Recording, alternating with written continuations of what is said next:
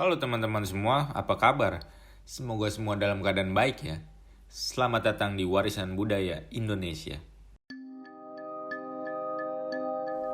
Di seluruh penjuru dunia terdapat kisah makhluk mitologi yang sudah tersebar sejak masa lampau dan masih diceritakan secara turun-temurun sampai saat ini.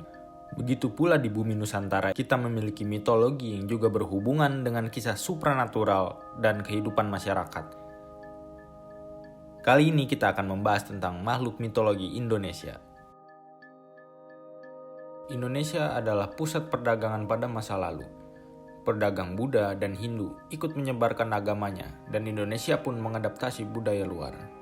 Bukti pengaruh tersebut dapat disimak hingga masa kini, baik dari istilah maupun cerita.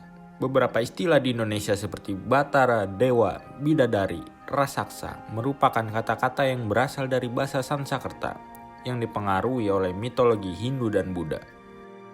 Mitologi Indonesia biasanya dipenuhi oleh nilai-nilai dan petuah kehidupan. Sebagai mitologi sangatlah umum kalau diceritakan dari mulut ke mulut mengenai proses penyampaiannya. Dan sudah pasti akan ada beberapa versi dari satu makhluk mitologi. Umumnya, mitologi Indonesia memuat kisah keadaan awal dunia, kisah dewa-dewi, makhluk supranatural, dan kisah awal mula sesuatu. Pengaruh mitologi Hindu dan Buddha dapat diamati dari kesamaan beberapa kisah di daerah-daerah Indonesia. Beberapa suku di Indonesia juga memiliki kisah tentang tokoh mitologis dengan nama yang sama, tetapi dengan versi yang berbeda. Misalnya, Batara Guru. Sosok ini merupakan dewa yang merajai ketiga dunia. Ketiga dunia itu adalah Mayapada, dunia para dewa atau surga. Madhyapada, dunia manusia atau bumi, Arcapada, dunia bawah atau neraka. Namanya berasal dari bahasa Sanskrit, Batara, yang berarti Tuan terhormat. Dalam mitologi Batak, Jawa, dan Bugis, Batara Guru menjadi sosok yang berbeda juga. Berikutnya adalah Dewi Sri dalam mitologi Sunda dan Bali.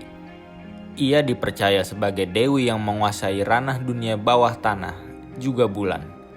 Peranannya mencakup segala aspek Dewi Ibu. Ia kini sebagai pelindung kelahiran dan kehidupan. Ia juga dapat mengendalikan bahan makanan di bumi, terutama padi, bahan makanan pokok masyarakat Nusantara. Ia mengatur kehidupan, kekayaan, dan kemakmuran. Berkahnya terutama panen padi yang berlimpah dan dimuliakan sejak masa kerajaan kuno di Pulau Jawa seperti Majapahit dan Pajajaran. Hampir semua orang tahu tentang mitologi naga. Bahkan di tiap belahan dunia mempunyai kisahnya masing-masing. Indonesia juga memiliki mitologi tentang naga ini, yaitu Antaboga. Bagi masyarakat Jawa dan Bali, kisah Antaboga telah diturunkan dari generasi ke generasi dengan kisah yang sama, yang diambil dari pewayangan.